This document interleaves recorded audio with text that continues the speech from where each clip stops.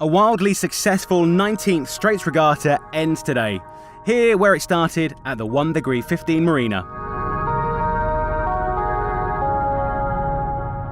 Gusty and breezy weather prevailed today, so participating sailors need to give it their all in the very last day of the event.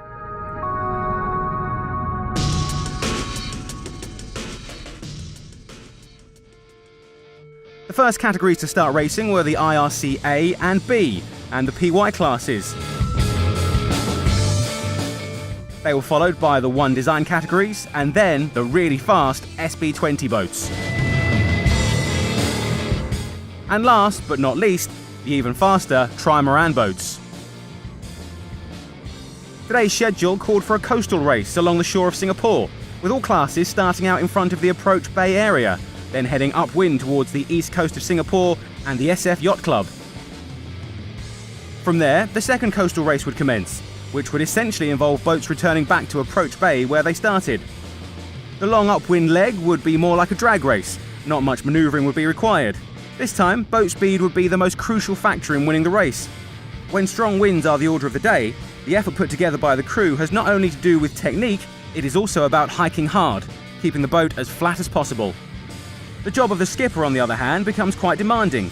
They need to still be taking all advantage of all the wind shifts and gusts in order to make their boats sail even faster. Soon, all classes reached the finish line, and after a brief wait, the downwind leg began in earnest. But now speeds were increasing dramatically. All spinnakers were hoisted and everyone was having a blast sailing in these conditions, aiming to return to Approach Bay as fast as was possible. Though the wind was not very consistent, partly because of those high-rise buildings and skyscrapers present in this part of the Singaporean coast, nonetheless the battles were fierce. Especially those between the SB20s.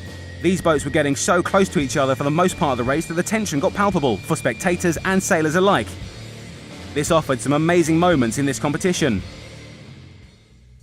Another Straits Regatta came to an end, with nearly all races completed with breezy conditions and every day being different and exciting.